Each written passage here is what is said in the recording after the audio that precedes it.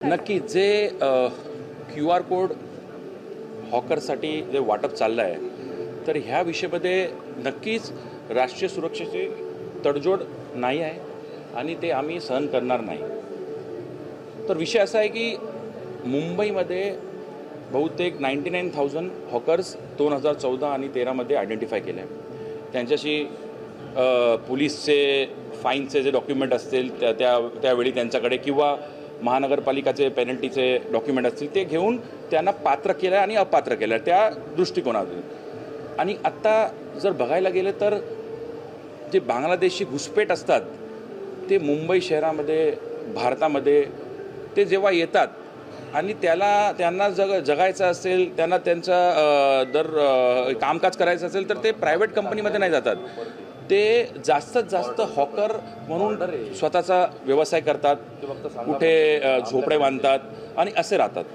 तर त्यांना जर आम्हाला आयडेंटिफाय करायचं आहे आणि जर तुम्ही बघितलं असेल तर महानगरपालिकामध्ये फेक बर्थ सर्टिफिकेटचा रॅकेट पण काढला आहे आणि तेच जे बांगलादेशी असतात तेच जास्त असं काम करतात.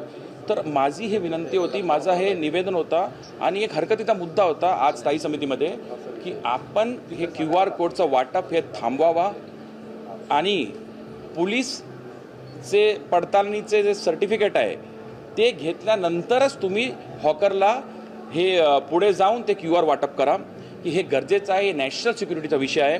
आणि मुंबईमध्ये जर आम्ही पाहिलं आहे की पोलीस प्रशासनाच्या माध्यमातून कितीही बांगलादेशींना अटक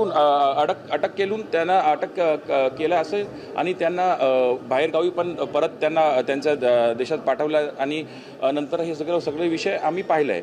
तर हे गरजेचं आहे की पोलीस पडताळणी होणे गरजेचं आहे, पोलीस व्हेरिफिकेशन होणे गरजेचं आहे. त्याच्यानंतरच तुम्ही त्यांचे परिवारचा बॅकग्राऊंड बघा, तुम्ही त्यांचे डॉक्युमेंट चेक करा, तुम्ही व्यक्तिगत त्यांना समोर बोलवा, बसवा. एक स्पेशल टीम किंवा स्पेशल ब्रांच पोलीसला हे काम द्या, पोलीस प्रशासनाला, की तुम्ही आयडेंटिफाय करा की हे स्थानिक आहे किंवा हे बांगलादेशी आहे, इकडे येऊन मुंबईमध्ये बसले आहे आणि नंतर ते ह्याच व्यापार करून टेरर फंडिंग करणार तर कोण जबाबदार असणार. तर हे विषय आम्ही घेतला आहे की हे नॅशनल सिक्युरिटीचा विषय आहे आणि QR कोड आता थांबवावा आणि पुढे जाऊन तुम्ही व्हेरीफाय करून प्रॉपर चॅनल थ्रू पोलीस प्रशासनाच्या माध्यमातून व्हेरीफाय करून नंतरच तुम्ही त्यांना QR कोड वाटप करा. शिवसेना असं मत आहे की मुंबईमध्ये ज्या वेळेस कारवाई करण्यात आली त्याच्यामध्ये एकही बांगलादेशी सापडलेला नाही. जर सापडलं असेल तर प्रशासन असं काही नाही. मी तुम्हाला पुरावा देऊ शकतो की मुंबईमध्ये कितीही असे बांगलादेशी रहिवासीयांना अटक केलं आहे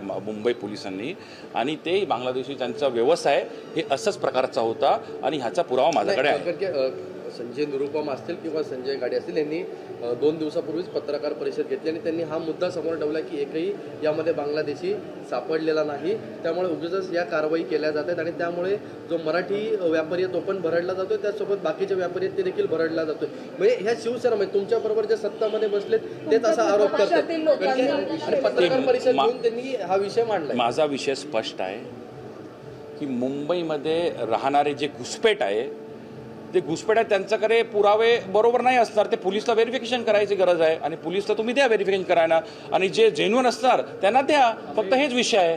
सामाई गोले आत्ता म्हणाले थोड्या वेळापूर्वी की तुम्ही आता 35,000 जणांना जे काही QR कोड देणार आहात ते काही सगळेच बांगलादेशी कोणी नाही आहेत, ते सगळे मराठी आहेत, उत्तर भारतीय आहेत, ते इथलेच आहेत. तर त्यांच्यासाठी आपण दुजाभाव करणं योग्य नाही आहे. त्यांना आपण तात्काळ त्या गोष्टी द्यायला हव्यात. फेरीवाले सगळे भरडले जातात. जेव्हा तुम्ही एक पासपोर्टसारखा डॉक्युमेंट तुम्ही काढतात तेव्हा पोलीस व्हेरिफिकेशन कसं होतात. तर त्याच पद्धतीने एक चांगला हे विषय आहे की मुंबईच्या सिक्युरिटी आणि भारताचा सिक्युरिटी जर तुम्ही पाहिला नॅशनल सिक्युरिटीचा इश्यू, तर हे जे बांगलादेशी जे आम्ही वारंवार सांगतात की बांगलादेशी घुसपेट केलं आहे मुंबईमध्ये, बांगलादेशी घुसपेट केलं आहे भारत देशामध्ये, तर ह्यांना काढण्यासाठी आणि ह्यांना आयडेंटिफाय करण्यासाठी हे चांगली पद्धत आहे आणि प्रॉपर पारदर्शक पद्धत आहे की तुम्ही पोलीस प्रशासनाला हे सांगा की तुम्ही पोलीस क्लिअरन्स सर्टिफिकेट घ्या आणि नंतर त्यांना द्या. हेच माझी मागणी आहे. स्थानिकांना मान सन्मान द्या, आमचा काही विषय नाही. आम्ही त्याचं समर्थन करतो.